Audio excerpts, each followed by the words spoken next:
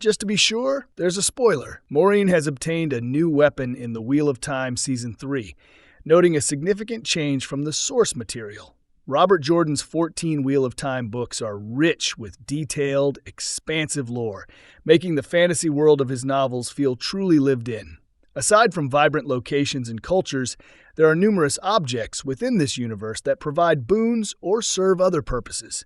Sangreal are objects that allow those who can channel, such as the Aes Sedai or the Dragon Reborn, to access more of the One Power, enhancing their capabilities. In the Wheel of Time Season 3, Episode 4, Rand al'Thor and Moiraine both entered Rhuidean, a mystical city, allowing them to access special visions.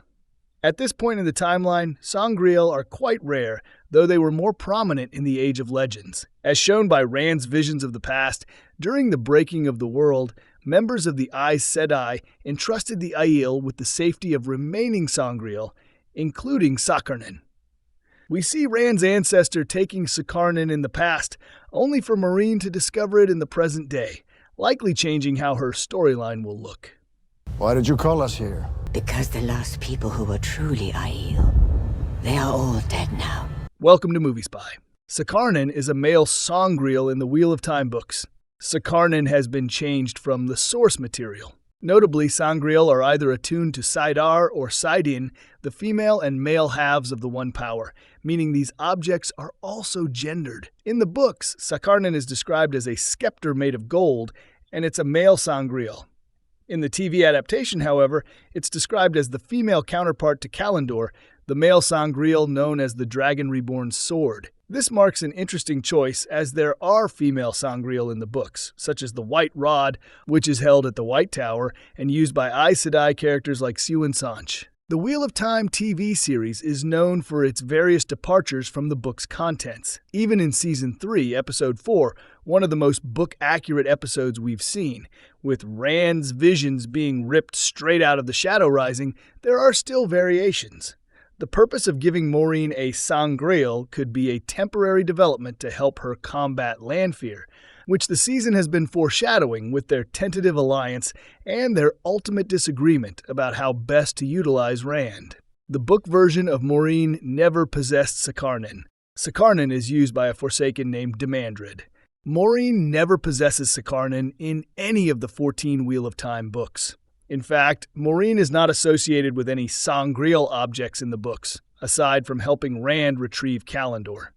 In the books, Sakarnen is pursued by one of the Forsaken, named Demandred, who's one of the most dangerous and who plays a climactic role in the series. The Amazon Prime Video adaptation has revealed 7 of the Forsaken so far, but there's apparently one more in hiding on screen. Given Demandred's link to Sakarnen, he could be the last one. Of course, there are 13 Forsaken in total, and given Demandred's role in the later books, it may be too soon to introduce him. Given that Sakarnen has been turned into a female Sangreal, it could end up being Lanfear who wields it, shifting her into Demandred's role as one of the final bosses in the TV show.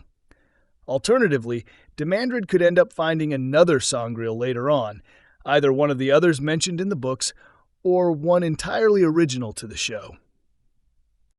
Sakarnen appears to have been merged with the Choden Kal. The Wheel of Time is condensing stories. Interestingly, the TV show's depiction of Sakarnen as an orb actually resembles a different Sangreal from the books, the Choden Kal. In the novels, there are 2 versions of the Choden Kal, one male and one female, and they're believed to be the most powerful Sangreal in existence. They're also giant, rather than the TV show's Sakarnen, which is handheld. With this in mind, the TV show's version of Sakarnen could have a male counterpart, explaining the Demandred question. One of the most common critiques of the Wheel of Time books is that they're rather dense and tend to have their lulls. So the process of developing the TV adaptation has been one of distillation in an effort to not have 14 seasons. Some of these choices aren't going to work out, but others will effectively simplify matters that might otherwise require too much time. Merging the storylines of 2 Sangreal will have complicated implications.